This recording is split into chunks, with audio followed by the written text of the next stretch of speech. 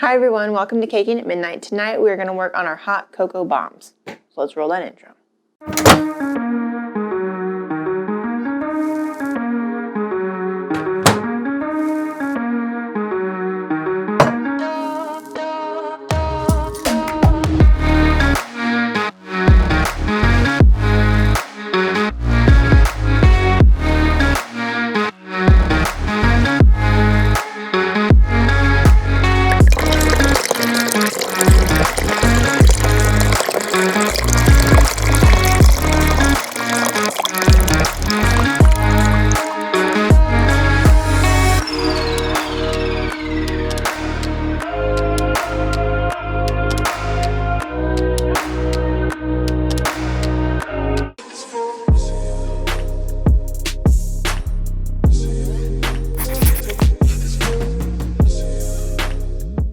Don't forget to follow me on Instagram. It's at caking_at_midnight.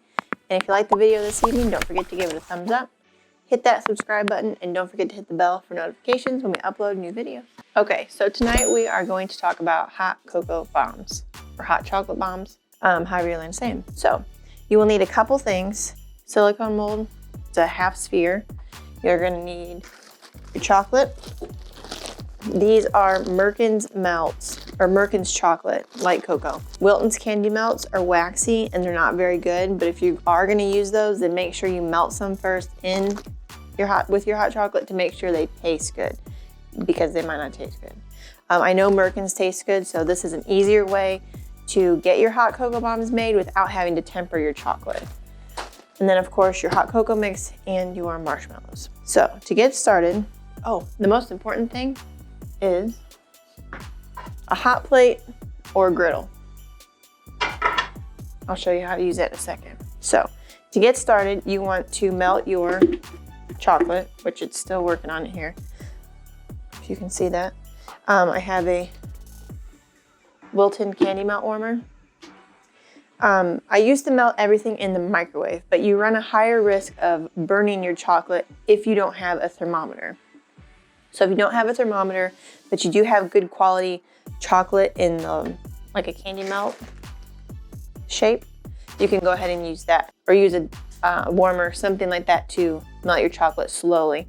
If you do it too fast, you're gonna get chocolate that's not the same color. It's gonna have more of a lighter, creamier appearance, so it will look a little different. You can cover it up. It's not gonna taste bad or anything. It's just gonna it's gonna mess with your appearance. So let's have this chocolate finish melting and then we'll get started. I will link down below where I got my mold. This one is a pretty flimsy mold, but it still will work. So you might get a little flat spot just because these are flimsy. But there's tons of molds to pick from. There's different sizes. This is, I think, not sure the size, but it's a bigger one.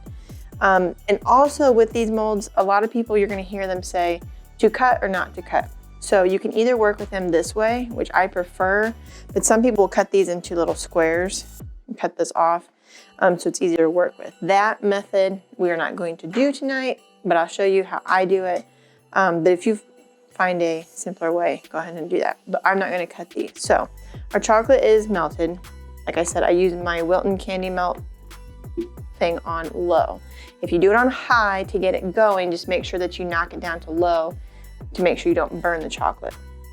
And if you notice that it's getting hot or it's acting funny, take it out of the heat or turn it off for a little bit, just so you don't overcook it and burn it. So we have our clean molds, and my paintbrush here has lost its top. Any type of brush that you are comfortable with to paint is essentially what we're gonna do. So go ahead and take a little bit of chocolate and put some in each spot.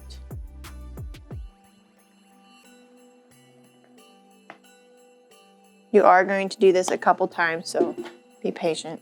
My famous last words.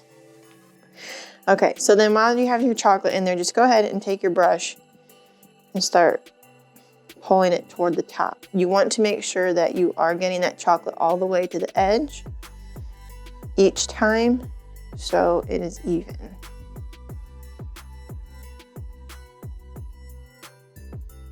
And remember, I did not temper this chocolate. There's a couple different ways to do this, but if you have good melting chocolate like the Merkins or Clausen's is good too, you can go ahead and use that. Now you are still going to be able to see the mold a little bit through the chocolate on your first round of painting, and that's okay. We just want to establish a good first coat on here to get you started. And remember, nobody is ever going to see the inside of these molds.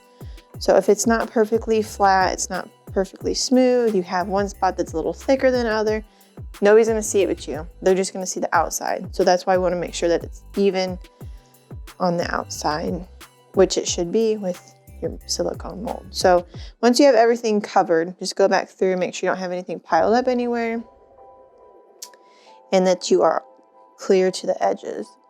If you need a little bit more, add it in there. Okay, so just let that set. You know when it doesn't have a wet appearance that it is dry. So we're gonna give this a couple minutes and then we'll be back to give it a second coat. Now that we have that first layer dry, let's go ahead and put a little bit more in each one.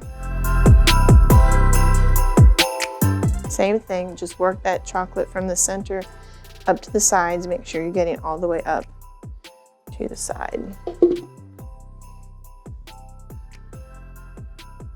Usually 2 coats will get you pretty good. But depends on what you're putting in them, how chocolatey you want them, those kinds of things. Once you've gone back through and done that second coat, just slowly kind of go back through and see if there's any place that your chocolate has accumulated.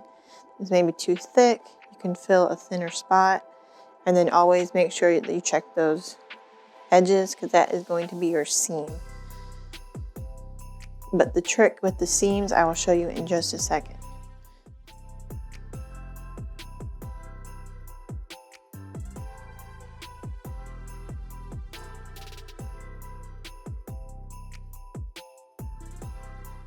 But while that sets, the next part was my least favorite part of these, and I almost hated them more than cake pops.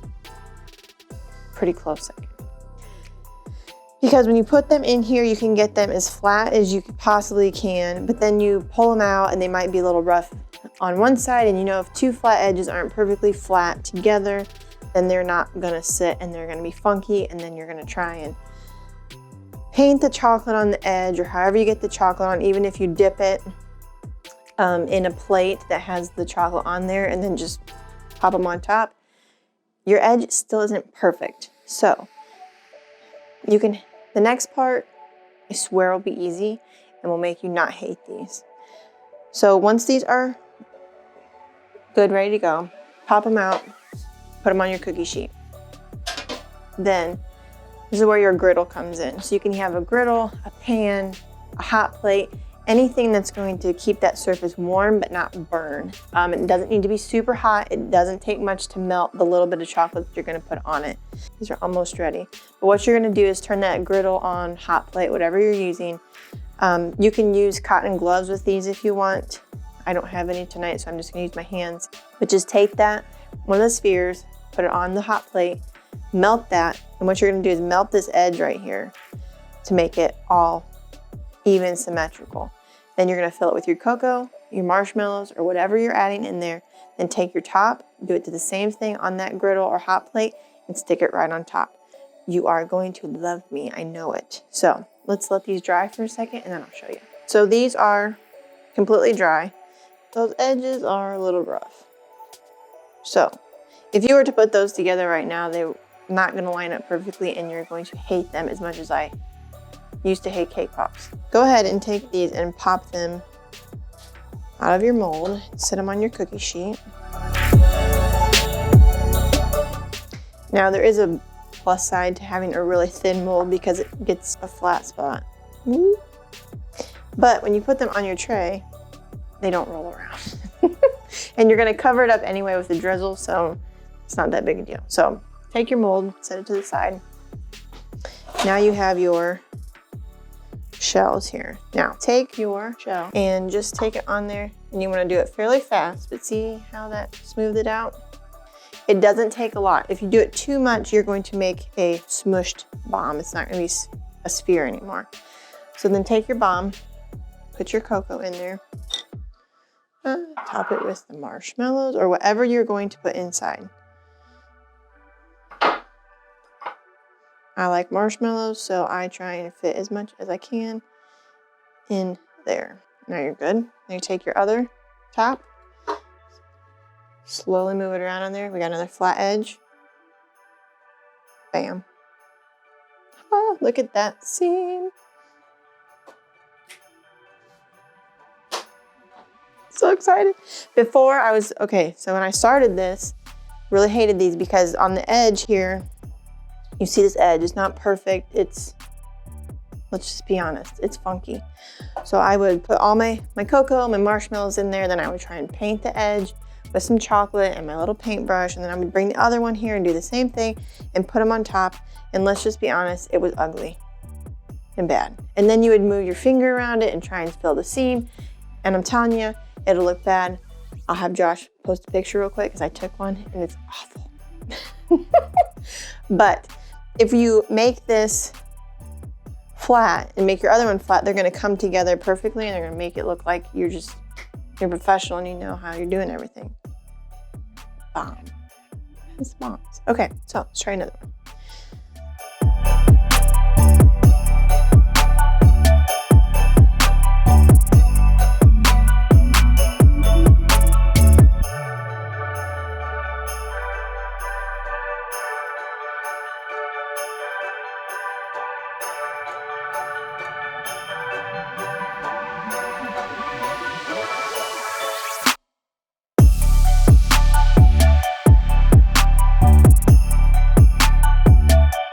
So now that they're sealed, we're good to go. I got some chocolate, not very much, in a piping bag. Now you can make these different colors. You just be creative with them. Tonight we're gonna be pretty basic on my Thanksgiving ones.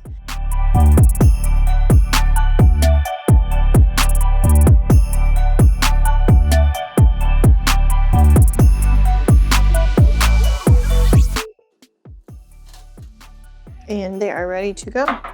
All done. So I hope you like the video. If you have questions, comments, concerns, let me know. If something didn't make sense, let me know.